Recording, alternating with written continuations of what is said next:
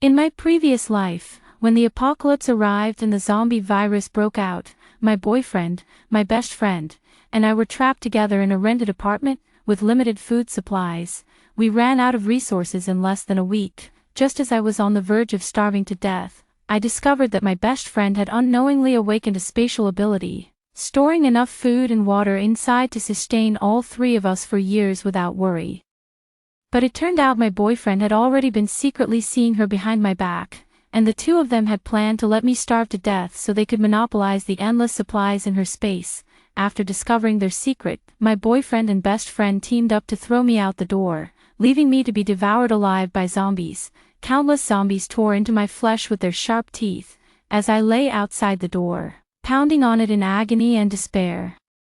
My dying moments were filled with my boyfriend's hypocritical voice from inside. "Don't blame me, Xia Wan, I only meant for you to starve to death painlessly. Who asked you to seek your own doom?" When I opened my eyes again, I had been reborn 3 days before the apocalypse broke out. My best friend, still oblivious, stood with her back to me. Silently, I stepped forward and strangled her without a word.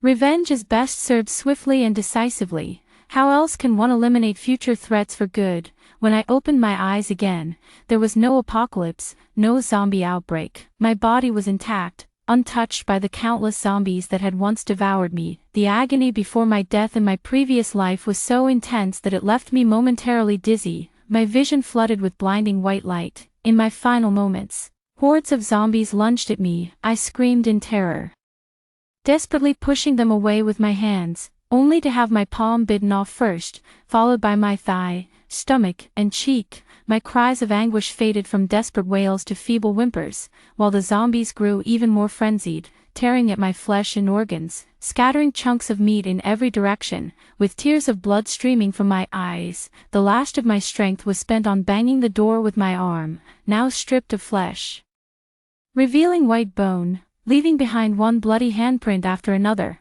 But until their dying breath, those two never opened the door. Just before death, my boyfriend Shuai Lin's voice came from behind the door. "Xia Wan, if you had just pretended not to know, you could have starved to death comfortably, at least keeping your body whole, but you had to expose everything." Then came the voice of my best friend Bai Weiwei. "Wan Wan, don't blame me when you're dead. I liked Shuai Lin too. But he was your boyfriend, and you were about to get married." Hatred surged in my heart like a tide. Looking up again, my best friend Bai Weiwei was sitting with her back to me in front of the dressing table, admiring an exquisitely crafted jade pendant necklace. She exclaimed in delight, "Wan Wan, this necklace you gave me is so beautiful. Can you help me put it on?" Necklace. So I've been reborn at this time, 3 days before the apocalypse outbreak, which also happened to be Bai Weiwei's birthday. I spent half a month's salary to buy her a jade pendant necklace from an antique shop as a birthday gift. A few days ago, while shopping, I immediately fell in love with this jade pendant at first sight. The plump, lustrous jade was carved into the shape of a rose, appearing extraordinary and translucent under sunlight. The seller was the owner of an antique shop who initially asked for 68,000. After my persistent bargaining, we finally settled on 6,800. It just happened to be near Bai Weiwei's birthday, so I decided to give her this beautiful necklace as a gift. Bai Weiwei and I have been best friends since elementary school. We were inseparable through middle school and high school, only briefly parting ways for 4 years after college graduation. Now, after starting our careers, we both returned to our hometown and even ended up renting an apartment together, with nearly 20 years of friendship. I've always believed I've never treated her unfairly. Every year for her birthday, I carefully prepared gifts, flowers, and cakes, never missing a thing. Last year, I even gave her the latest model of a popular smartphone, but for some reason, when I gave her the necklace this year, I couldn't shake the feeling of reluctance, as if something very important to me was slipping away. Clearly, the price of this necklace wasn't as expensive as last year's fruit phone. And I was reflecting on whether I had become stingy. Why couldn't I spare this little money for my best friend? Now it seems all that money was spent on a dog. Bai Weiwei used to joke with me, saying, "Wan Wan, you're so good to me, I don't even want a boyfriend anymore. Just support me for life." So not wanting a boyfriend means stealing mine instead. I can support you for a lifetime without any problem. But you awakened spatial abilities, hoarded countless supplies. Yet couldn't even spare me a single piece of bread, not even leaving me a shred of hope. You kicked me out the door and let the zombies tear me apart to death. Bai Weiwei, if I don't avenge this grudge, then my rebirth would have been for nothing. What's wrong, Wan Wan? What are you thinking about? Come help me put on this necklace. I can't do it alone. Bai Weiwei cooed at me with her usual familiarity. No problem.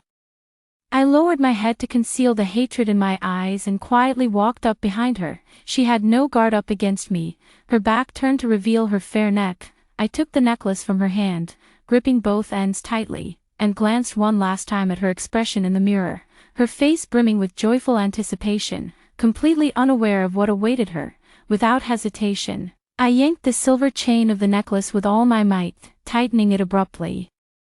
The force was so great that it sent both of us crashing to the ground. Bai Weiwei's eyes widened in shock as she desperately clawed at my hands, her legs thrashing wildly. Knocking over a chair, she tried to turn and look at me, but her position left her helplessly immobilized. She attempted to scream, but only a broken, wheezing sound escaped her throat.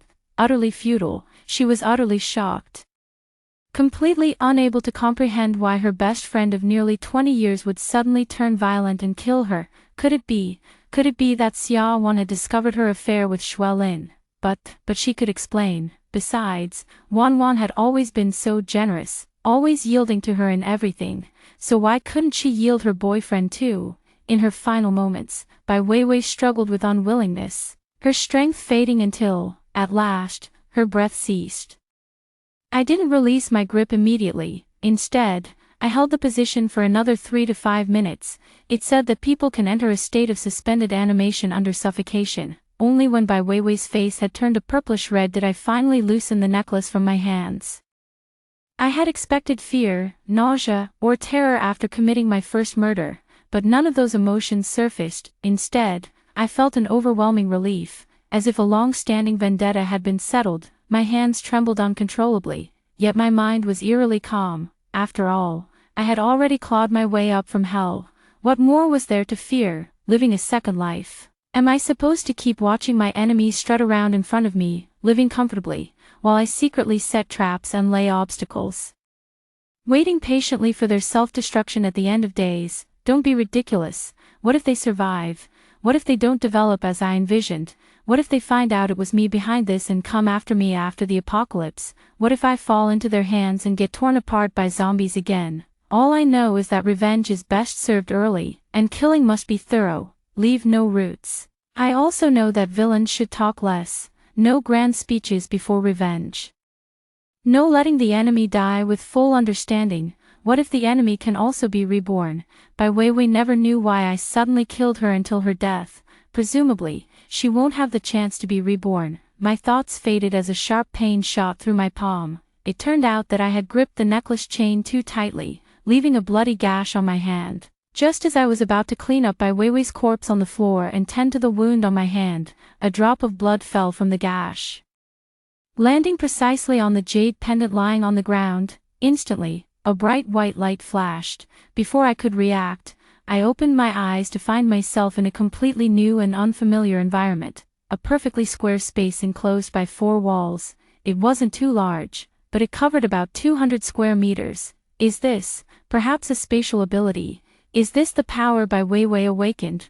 Why is it appearing here? I was shocked, but when I looked up again, right in the center of this space, that familiar jade pendant was floating. In that instant, I finally understood everything. So Bai Weiwei never awakened any ability at all. In our past life, her power actually came from that jade pendant I gave her. Now, the pendant space is completely empty, whereas Bai Weiwei's space in her previous life was abundant with supplies. It can be inferred that in her past life, she must have accidentally dripped her blood onto the pendant after receiving the necklace I gave her, thereby binding it to her. Upon obtaining the pendant space, most people's first instinct would naturally be to fill it up as a precaution for emergencies. Thus, she also hoarded a batch of supplies and stored them in the space. Coincidentally, 3 days later, the apocalypse arrived, and the zombie outbreak began. This space became her greatest asset. After understanding all this, the last trace of reluctance and pity I had for Bai Weiwei vanished.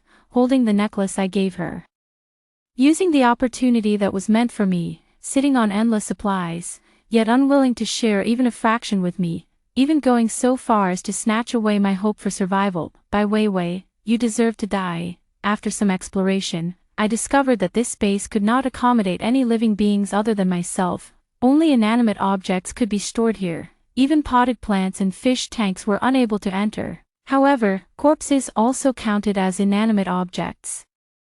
So I moved Bai Weiwei's body into the pendant space. With less than 3 days until the apocalypse, having her corpse lying around would undoubtedly be a hassle for me. After leaving the pendant space, I briefly bandaged the wound on my hand and carefully hung the jade pendant around my neck, tucking it under my collar to conceal it. This pendant would be my greatest safeguard 3 days later, even if I failed to awaken any abilities as I had in my past life. Possessing this space would still give me a foothold in the apocalyptic world. The doorbell suddenly rang. Peering through the peephole, I saw, as expected, the other target of my revenge, my boyfriend, Xuelin. I met Xueling during my sophomore year. He was in the same club as me, a senior 1 year above me, and also a fellow townsman from City A. Xuelin pursued me intensely from the moment we first met. He wasn't particularly tall, but his looks were decent, at first. I had no intention of starting a relationship, but as they say, persistence wears down resistance. Gradually, I was won over by Xuelin's gentleness and thoughtfulness. We've been together for 6 years now. From our student days to working after graduation, we both chose to return to our hometown, City A, to build our careers. Our relationship had always been stable, and we were on the verge of discussing marriage. I never once imagined that Xuelin would betray me and get together with Bai Weiwei. One is my boyfriend of 6 years, the other is my best friend whom I've known for nearly 2 decades. These two are arguably the most important people in my life, yet they betrayed me at the same time. As I opened the door, Xuelin impatiently pushed his way in and immediately asked, "Wan, have you seen Weiwei? I can't reach her. You're my boyfriend. Why is your first question about her?" Xueling immediately realized she had been too obvious, her eyes darting away as her voice grew more hesitant. It's just because it's her birthday today. You mentioned a few days ago that you were going to celebrate Weiwei's birthday, so when I came in and didn't see her, of course I'd find it strange." Seeing that I remained silent, just staring into his eyes, Xueling hurriedly added, "It's only because she's your best friend. The more I care about you, the more I care about the people around you." "Xueling," I cut him off bluntly, "do you remember what I said when you were pursuing me? I'm telling you, the one thing I absolutely can't tolerate in a relationship is betrayal. If you ever betray me one day, I'll make sure you pay the price." As I spoke, I advanced step by step towards Xuelin. My imposing manner made him involuntarily retreat a few steps, and cold sweat broke out on his forehead. What are you talking about, Wan? When have I ever betrayed you? We're about to get married, and you're saying this? I pointed at the iPhone on the table, the very one I had given Bai Weiwei as a birthday gift last year, which she had been using ever since. "You asked me why Weiwei isn't here, didn't you? Well, it's because we just had a fight." She ran out in anger, but she forgot her phone, and that's how I saw something shocking on it. "What thing?" Xuelin swallowed hard, a faint suspicion forming in his mind. He couldn't help but curse Bai Weiwei, that foolish woman. She must have shown Xiao their chat history. He always made sure to completely delete their conversations on his end, never expecting the leak would come from her side first. "Go take a look and you'll know." I smiled slightly, stepping aside to make way.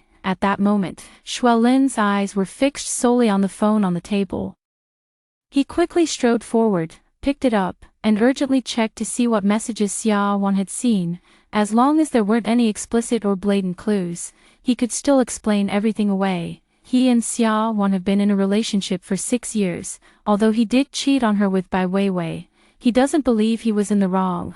He simply made a mistake that any man could have made. Moreover, Xuelin had no intention of marrying Bai Weiwei. After all, Xiao came from a wealthy family, had a high income herself, and although her parents had passed away, they left her a substantial inheritance. After being together for so many years, he knew Xiao's gentle and virtuous personality well. She was also a graduate of a prestigious university and exceptionally beautiful. This kind of woman was the most suitable to be his wife. His parents were also very satisfied with Xia Wan's qualities and had long urged them to get engaged as soon as possible. Xue Lin was well aware that a woman like Xia Wan, had he not pursued and won her over early during their student days, would have been completely out of his league once they entered society. In contrast, Bai Weiwei was just an ordinary graduate from a third-tier university, working as a receptionist with a monthly salary of 3,000 or 4,000 yuan, barely enough to support herself, occasionally even relying on financial help from her best friend, Xia Wan. He's about to get married, how could he let a woman like Bai Weiwei ruin everything? Xue Lin, completely absorbed in his phone, didn't notice that I had quietly moved behind him. Without making a sound, I picked up the sharp cake knife from the table and, without hesitation, plunged it into his left chest, striking his heart directly. Xue Lin only felt an intense pain in his chest. Looking down, he saw a sharp blade protruding from his back through to his front. His hand trembled, and his phone fell to the ground. I mercilessly pulled the knife out. To ensure his heart wasn't on the right side, I stabbed him again, this time in the right chest. After completing all this, I quietly took a few steps back and calmly watched him struggle in his death throes. Xue Lin could feel his blood draining rapidly, and his breathing became increasingly labored. He wanted to cry out for help, but his throat produced no sound. He could only turn his head and stare at me with intense hatred, his throat moving for a long moment before he managed to utter a few words. Late. His pupils gradually dilated, and he collapsed, never to breathe again. I also stored his body in the pendant space and thoroughly cleaned up all the bloodstains on the ground. Avenging my great hatred, I felt an unusual sense of relief in my heart, while a wave of drowsiness also washed over me, from being devoured by zombies to waking up reborn. Then killing 2 enemies in a row and discovering the space within the Jade pendant. In my eyes, it had only been half a day. So much had happened in such a short time that I felt truly exhausted, and I collapsed onto the bed, falling into a deep sleep. When I woke up the next day, it was already 7 a.m. The first thing I did was ask my boss for a few days off, saying I was going on a trip to another province. Without waiting for my boss's reply, I also used Xue Lin and Bai Weiwei's phones to request leave from their companies, using the excuse that a family member was seriously ill and needed care. I knew their prolonged disappearance would eventually be noticed, but I only needed to stall for 2 more days until the apocalypse. By then, chaos would erupt worldwide, order and law would collapse, and everyone would be too preoccupied with their own survival to care about those two. My goal for today is to stock up on all kinds of food, water, vegetables, fruits, and daily necessities to fill the Jade pendant space in preparation for the apocalypse. 3 days later, thinking of the pendant space, I focused my mind, and the next second, I appeared inside it out of thin air. At first glance, I was shocked to discover that the bodies of Xue Lin and Bai Weiwei, which I had stored in the space yesterday, had vanished without a trace, and the space itself had doubled in size. Could it be that this space evolves by consuming human corpses? Upon closer inspection, the once bare white ground from yesterday had turned into black soil today, seemingly ready for planting flowers, plants, and vegetables. With a wave of my hand, the potted plants that couldn't be stored in the space yesterday could now be placed inside, though animals like goldfish were still out of the question. But perhaps after absorbing a few more people, this space might evolve to accommodate animals. Maybe if it continues to expand, it could even become habitable. This means I wouldn't need to spend a fortune building a fortress. This space would be my most secure and hidden stronghold during the apocalypse. All I'd need to do is stock up on food, water, and supplies, and I could live safely inside the space for the rest of my life, enduring the apocalypse. As for whether others could live there, that wasn't within my considerations.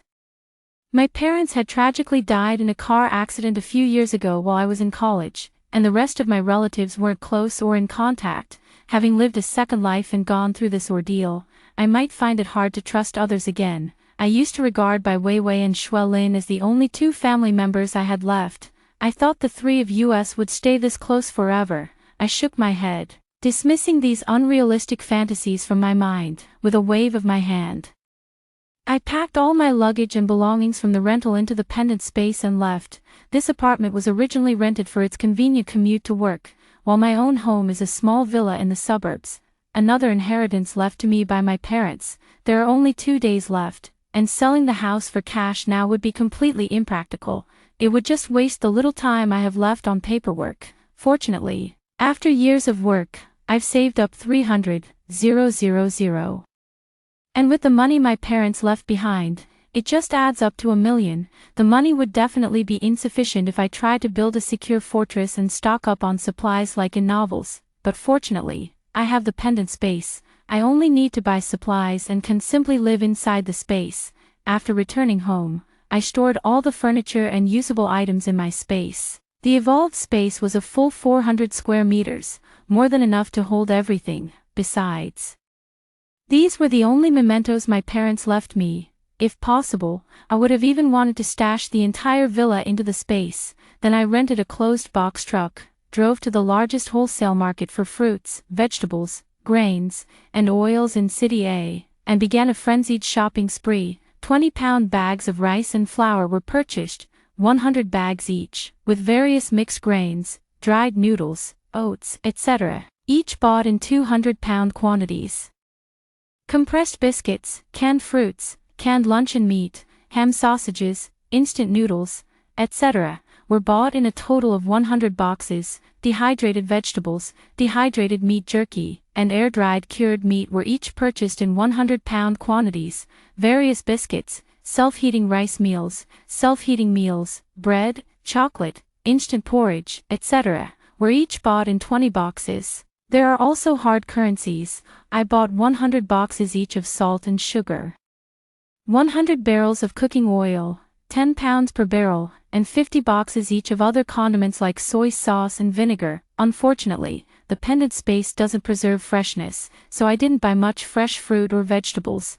Only 50 pounds each of easily stored items like potatoes, sweet potatoes, and radishes. Apart from that, I bought a lot of vegetable seeds and over a dozen fruit saplings, planning to try cultivating them in the space myself in the future.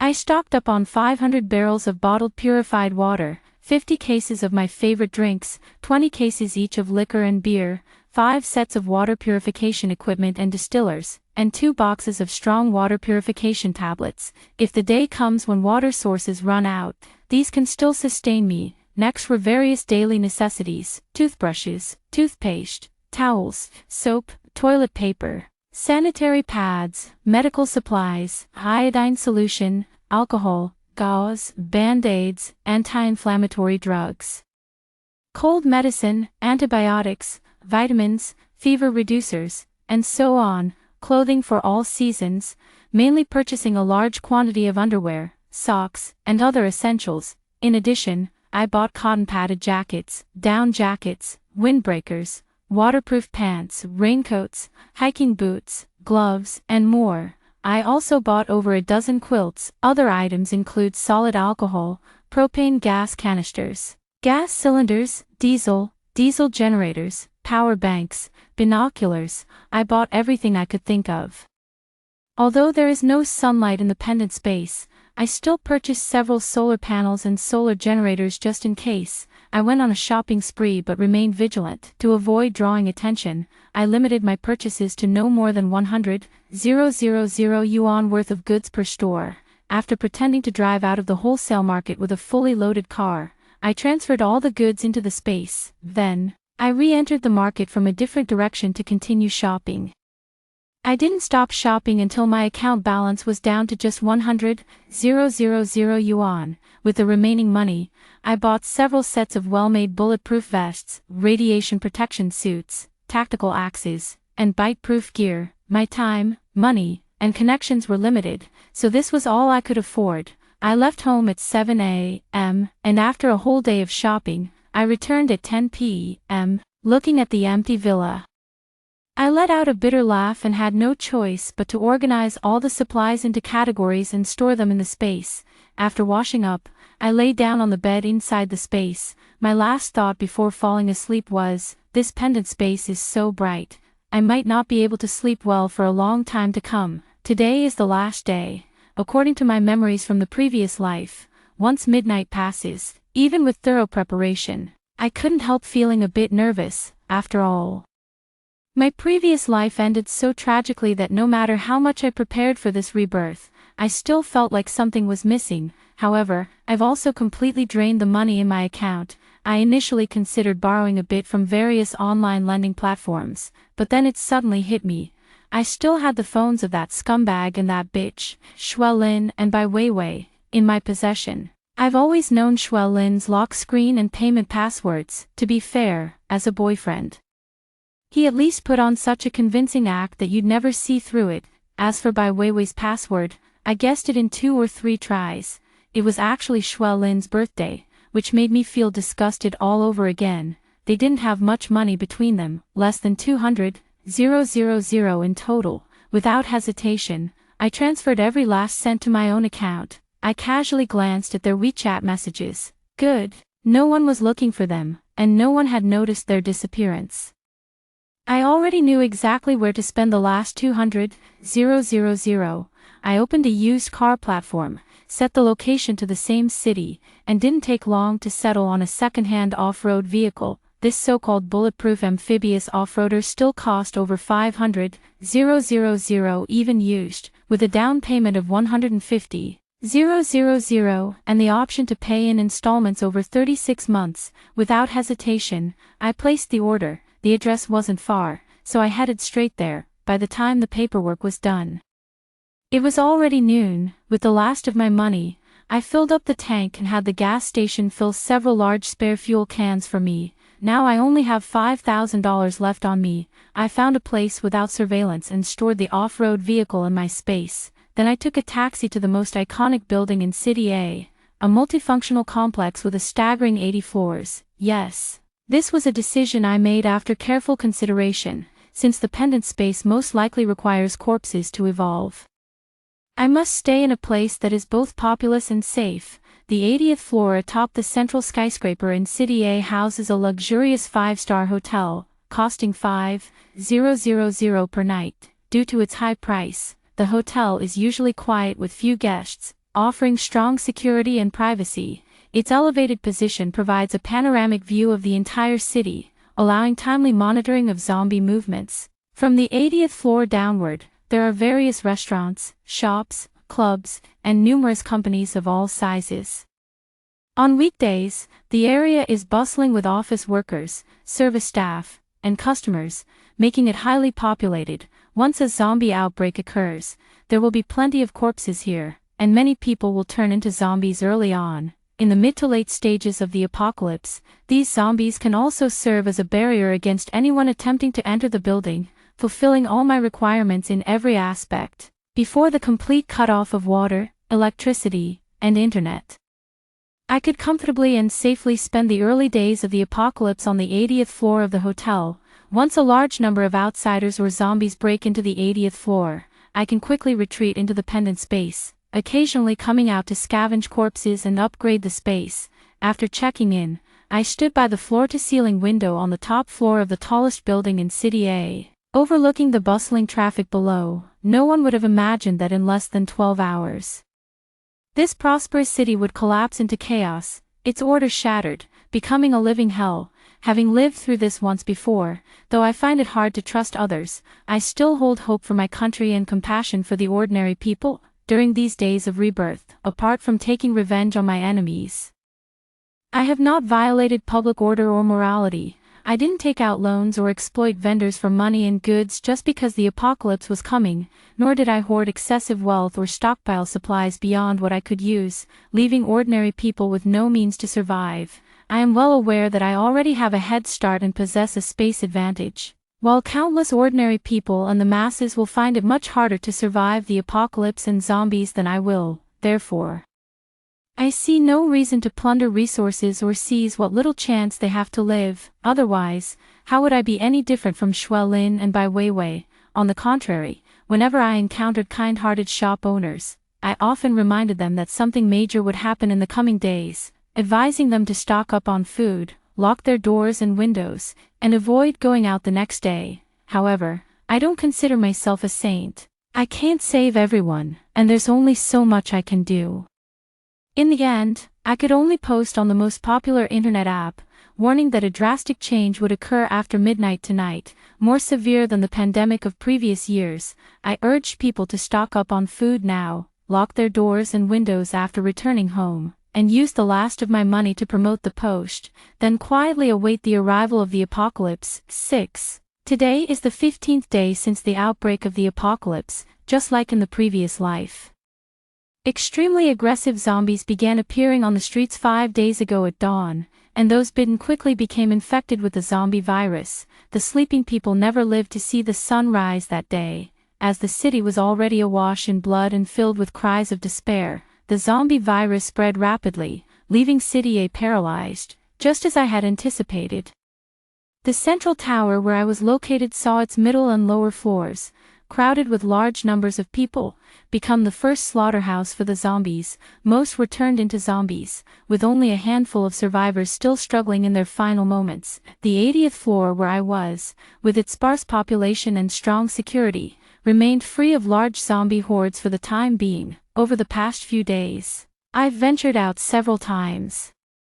After smashing the surveillance cameras in the hallway, I collected the corpses of the staff members who had been devoured by zombies in the workshop and stored them in my space. As expected, after consuming 4 corpses, the pendant space evolved once again, expanding to an area of 800 square meters. The second evolution of the space now allows it to accommodate animals. The ornamental fish from the hotel room remained unharmed after I stored them inside. Moreover, the space's evolution seems indiscriminate in its requirements for corpses, whether they're fresh dead, skeletal remains, or even slain zombies, all meet the criteria for evolution. However, zombies are only considered truly dead if their heads are severed or their hearts are pierced, so their numbers are fewer compared to regular corpses, compared to turning into zombies. More ordinary people ended up like me in my previous life, before they could even transform. All their flesh and blood had been devoured, leaving only a skeleton behind, which naturally didn't meet the conditions to become a zombie. To upgrade my space, I initially felt disgusted and fearful when moving those brutally mutilated corpses, but after doing it repeatedly, I gradually became numb to it.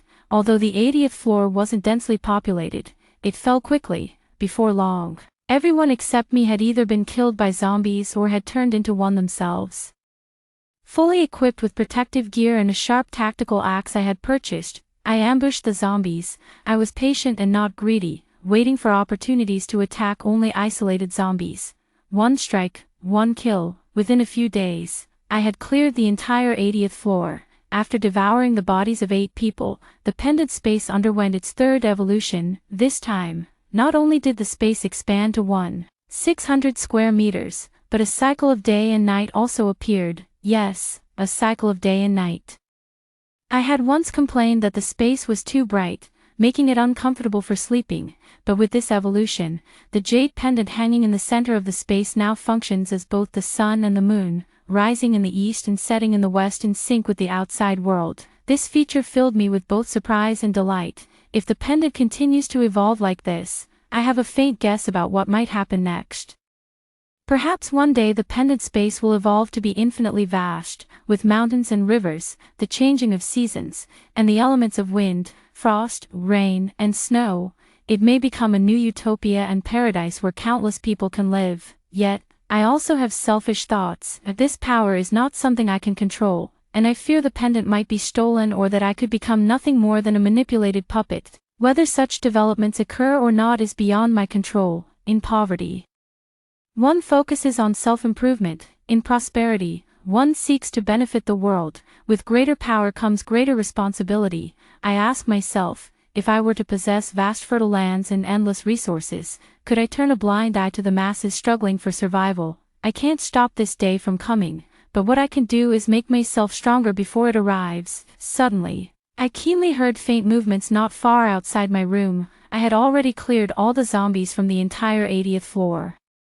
The 79th floor was a large event venue, and no activities were being held on the day of the zombie outbreak, so it was completely empty.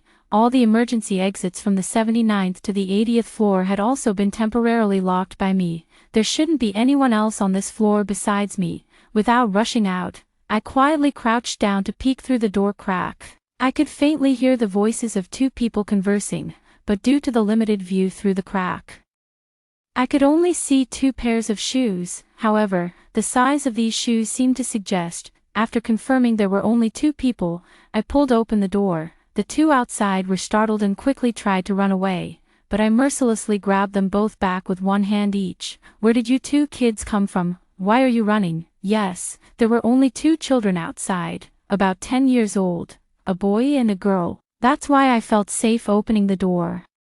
The boy pouted and was about to burst into tears, but I shot him a cold glare.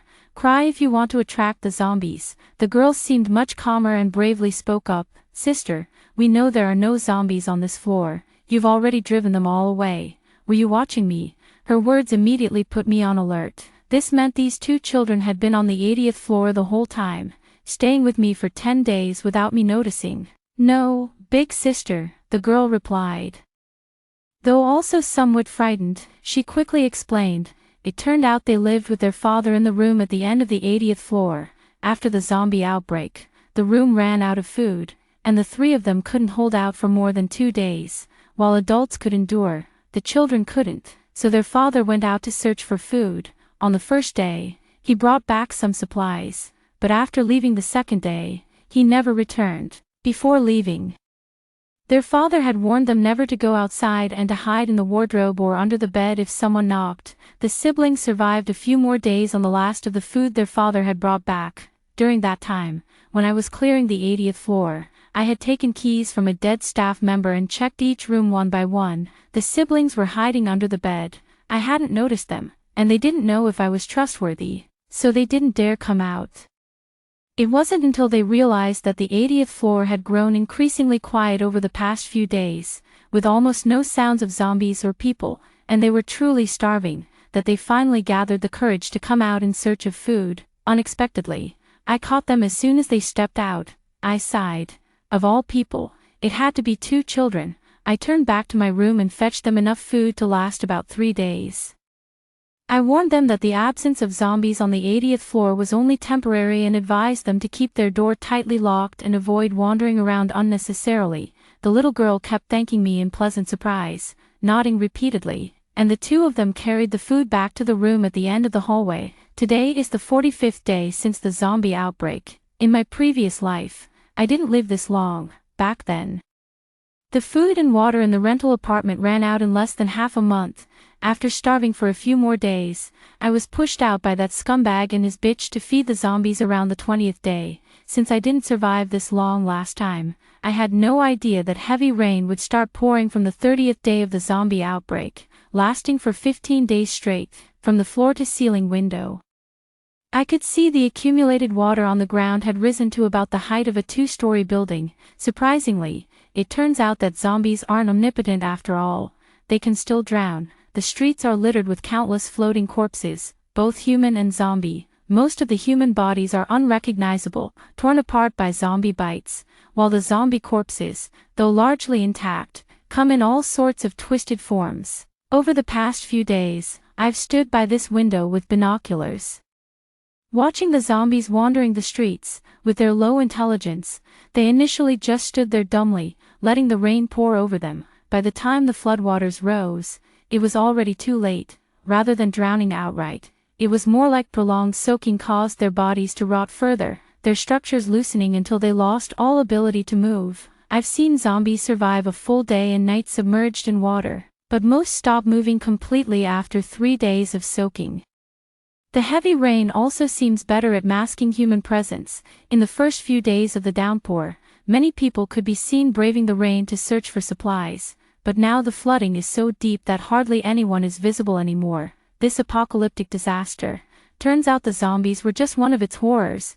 It's as if the creator indiscriminately wants to destroy this world and all living things. During this time, I've grown closer to those 2 children. The boy is named Gu Yun, and the girl is Gu Shui. They're twins. At first, the girl timidly approached me to ask for food, but once we got familiar, she started boldly acting spoiled, calling me Sister Xiaoan. Gu Shui is truly clever. She never asks where I get the endless supply of food and water, nor does she greedily demand more. Each time, she only takes enough for herself and her brother to survive a few days, and she's very frugal with it. During this time, I gradually explored the lower floors.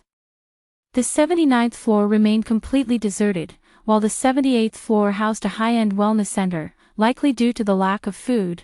It was mostly filled with zombies, with no living souls in sight. It has to be said that the pendant space is truly a cheat-like tool. As I ventured further down, at the slightest sign of trouble, I would hide inside the pendant, then I'd stealthily move the corpses into the space or take advantage of the zombies' inattention to strike them from behind with my axe. The space underwent its 4th and 5th evolutions. By the 4th evolution, it had expanded to 200 square meters, half the size of a sports field. The supplies I'd stockpiled occupied only a tiny corner, looking pitifully small. Beyond that, the space indeed developed varied terrains as I had hoped, even spontaneously forming a lake, with the 5th evolution.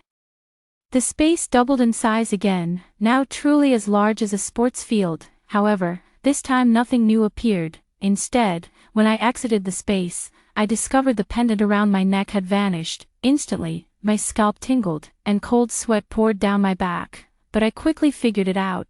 The space seemed to have merged with me. My eyes even turned the emerald green of the pendant. Another benefit was that I could still observe the outside world even while hiding inside the space. Now, instead of relying on the pendant as a tool, I had truly become a spatial ability user. There was no longer any fear of losing my powers if the pendant went missing. I sighed quietly, thinking to myself, is this the safeguard you left for me? Below the 77th floor were the hotel's buffet restaurant, shops, and offices, which likely housed many survivors, and even more zombies. I didn't continue exploring and instead turned back to my refuge on the 80th floor.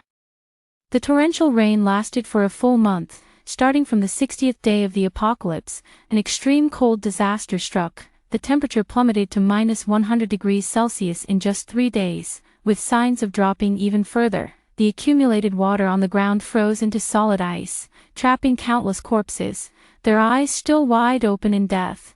Within the frozen depths, the hotel was no longer safe. The plummeting temperatures caused the glass to freeze and shatter, allowing cold air and icy winds to pour in through the windows. I wasn't afraid of the extreme cold myself.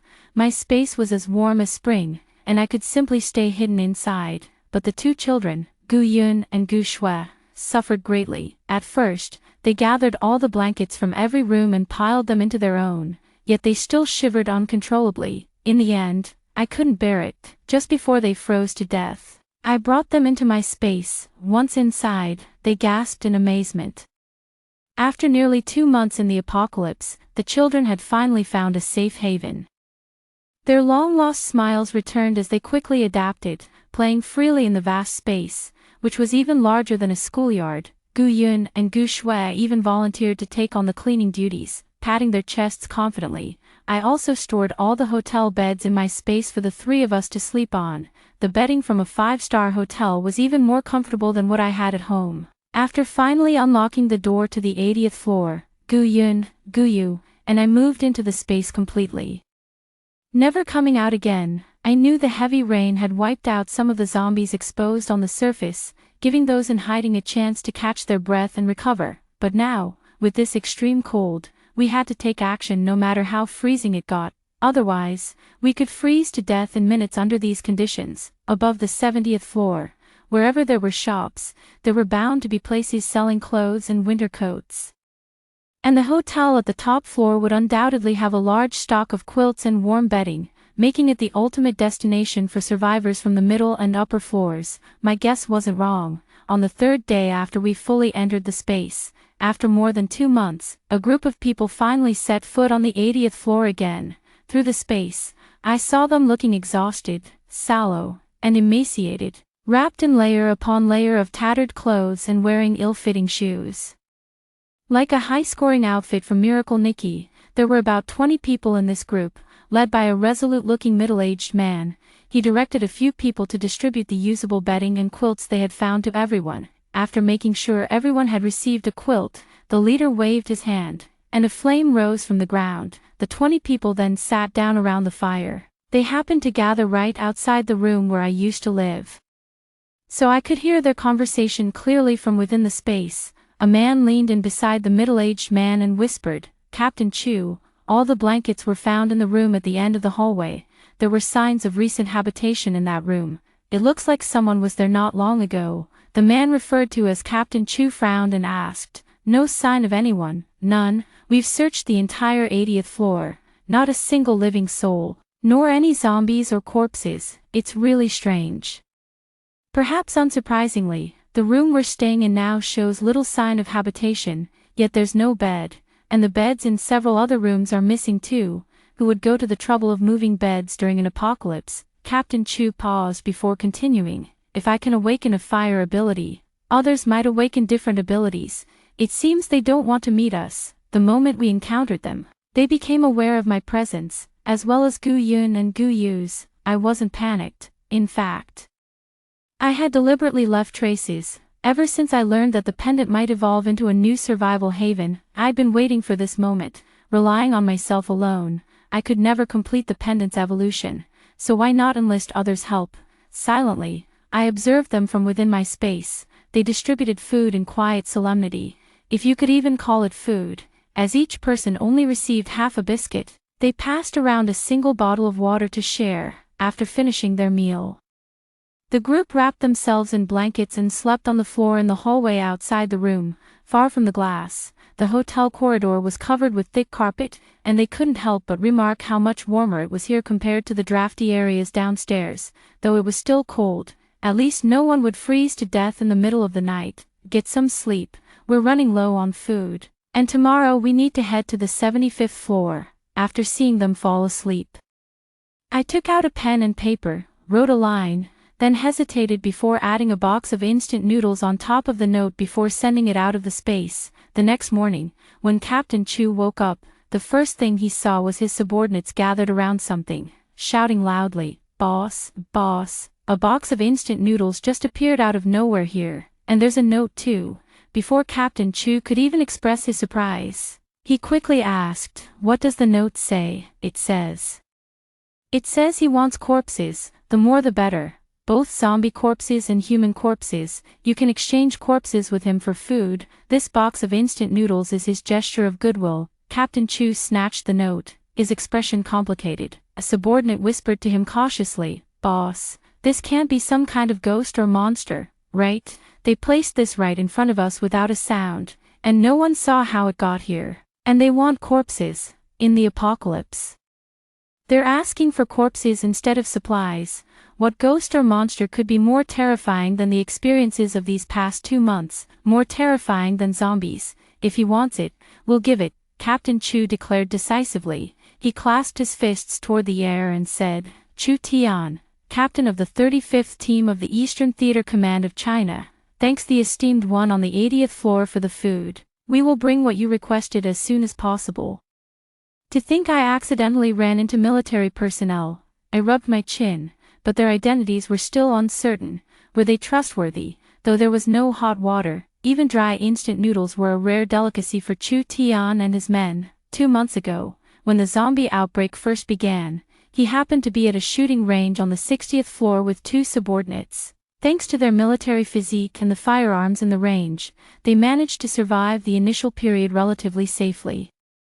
Later, when Chu Tian awakened his fire ability, they did their best to rescue survivors while avoiding natural disasters and zombies. If it hadn't been for the extreme cold, which had already depleted the clothing supplies on those floors, he wouldn't have even considered leading his subordinates and survivors to the top-floor hotel to try their luck. Soon, Chu Tian and his team managed to haul up and down over 50 corpses.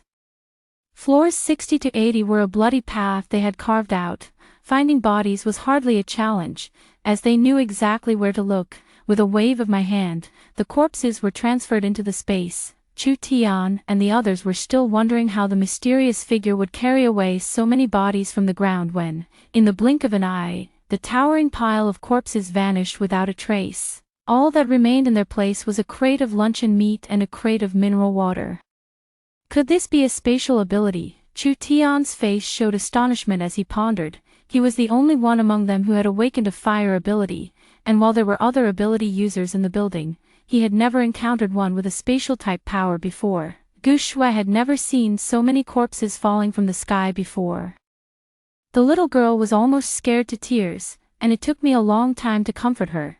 Though Gu Yun was also frightened, he held his sister tightly, putting on a brave face. Soon, they noticed the corpses gradually turning transparent before vanishing into the space. This should allow the space to evolve twice more. After waking up the next morning, I opened my eyes to find the space had indeed undergone a dramatic transformation. Not only had it expanded to the size of a small park, but flowers, grass, and trees had also appeared out of nowhere, and I crouched on the ground, staring intently at the dark soil, when suddenly an ant appeared. Meanwhile, in the lake that had formed during the last evolution before me, a tiny fish had also emerged. This space had finally given birth to living creatures on its own. With a sigh, I hesitated no longer and picked up the pen to write a passage on the paper. Outside the space, people were still cheering over the hard-won food.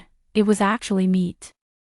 Though just canned meat, it had been a full 2 months since they'd last tasted any. A sheet of paper materialized out of thin air, landing right in Chu Tian's hand. I have food and water, as well as a shelter for people to live in, but I need a large number of corpses, and I also need to speak with your superior. No problem, but how can you prove it?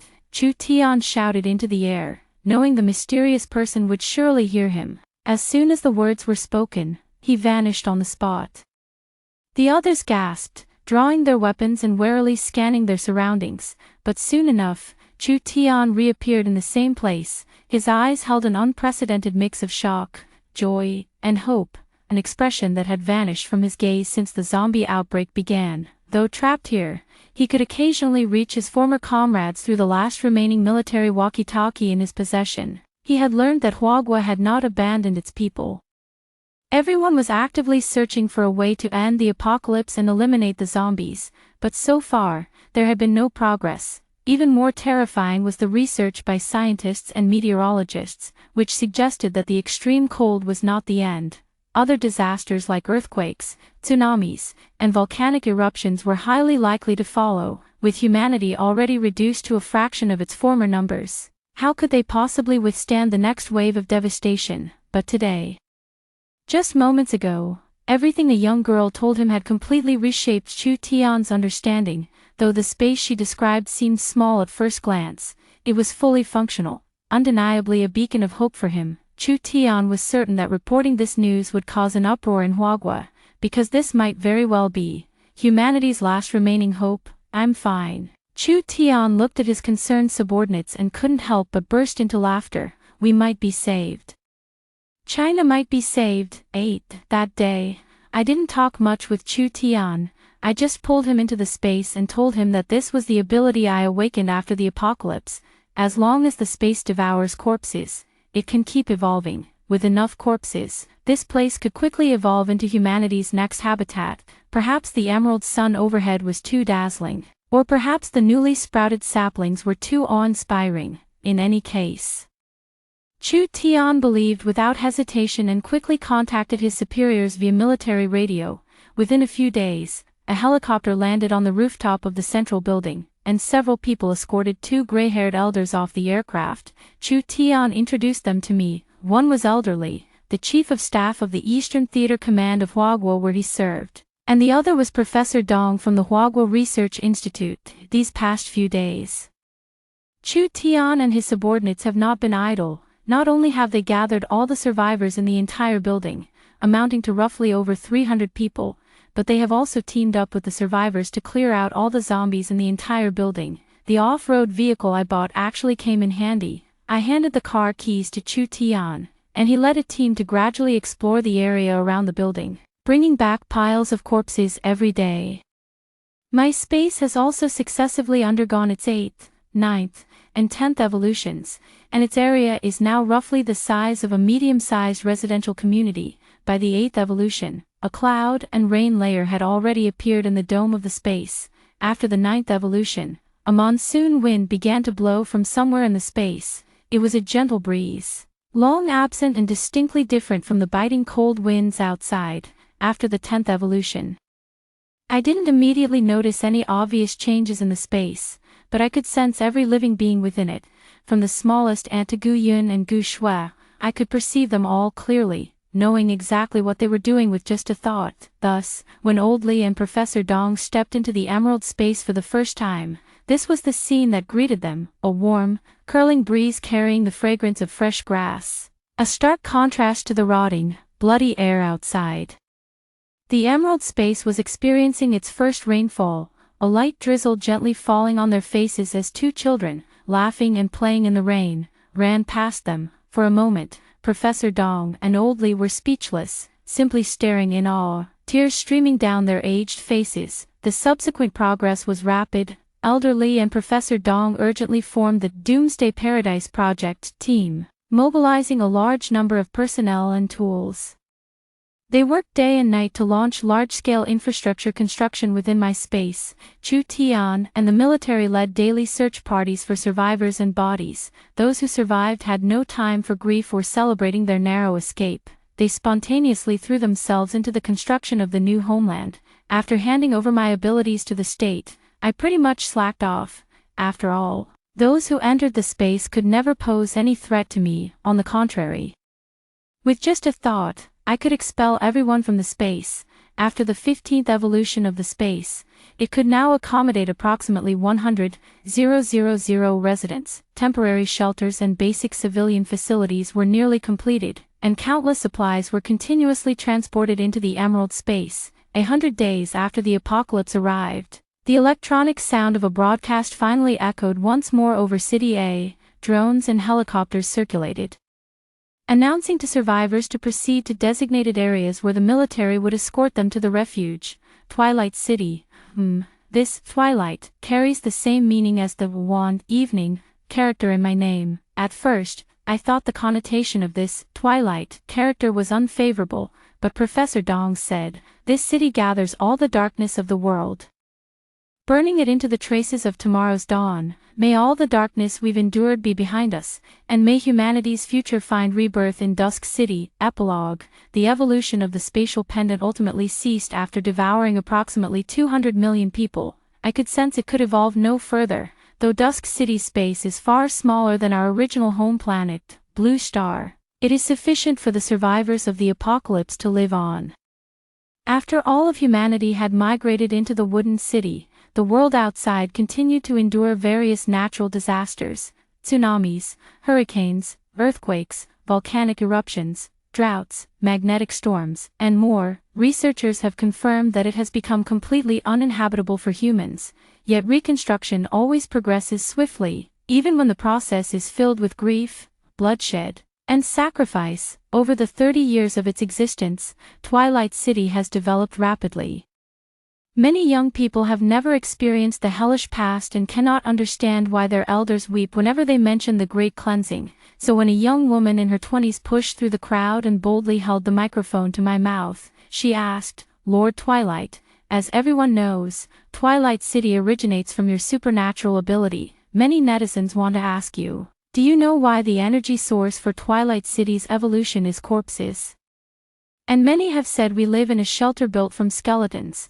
How is that any different from the apocalypse cleansing the world?" My thoughts were instantly pulled back 30 years, to when I had just obtained the emerald space. I, too, had been puzzled by this question. Yes, why corpses? But later, I experienced the 100-day apocalypse. I witnessed the old world collapsing with overwhelming force. I endured humanity's hoarse cries of despair, yet still, they clung stubbornly to life.